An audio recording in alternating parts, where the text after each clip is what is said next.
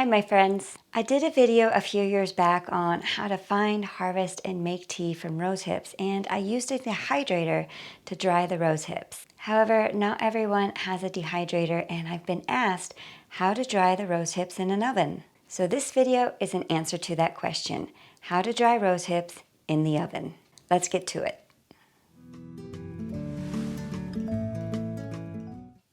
Place the rose hips on an ungreased baking sheet. Set the oven to the lowest temperature possible. For my oven, that's 145 degrees. Leave the oven door cracked to allow excess heat to escape. We want to dry the rose hips, not bake them. You should be able to stick your hand in there with ease. I placed this remote thermometer in the oven to check the actual temperature with the door cracked. It hovered around 105 degrees, which is perfect. You don't need one of these thermometers. This was just for informational purposes. At the 4-hour mark, take the rose hips out and check their progress. They'll be starting to shrivel, but many will still have some tenderness to them.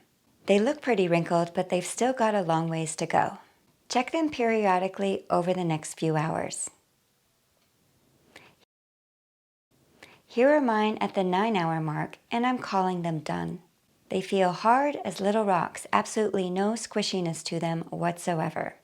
Check through all the rose hips and place aside any that may have even the slightest bit of softness to them. Softness indicates moisture, and even the tiniest bit remaining can cause spoilage to the whole batch down the road, so don't risk it. Remove any that are in question.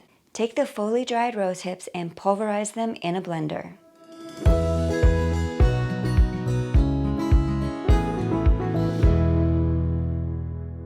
Look how gorgeous this rosehip powder is. Store in a container with an airtight lid. If they were properly dried, then they should last for ages. My rose hips are quite small and took about 9 hours to properly dry, as I've demonstrated. However, many of you have larger rose hips that look more like this. If left whole, they could take many more hours to dry. So I recommend cutting them in half to help reduce the drying time. And whether or not you choose to deseed them, well, that's up to you. I've got a rosehip playlist that has more rosehip recipes and rosehip information, such as their health benefits. Check it out right here, and I'll see you in the next video. Bye.